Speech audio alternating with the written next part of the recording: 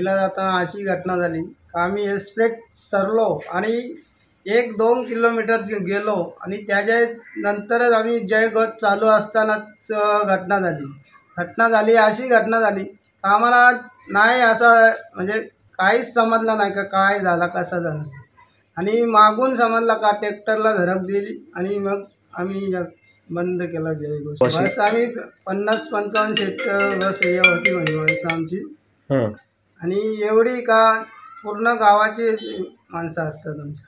किती जणांचा मृत्यू झाला त्यामध्ये काही माहिती मिळाली? मृत्यू फक्त आमच्या बसमधल्या 3च यांचा मृत्यू झाला आणि 2 ट्रॅक्टरवाले म्हणजे 5 माणसांचा मृत्यू एमजाम हॉस्पिटलला पनवेलमध्ये.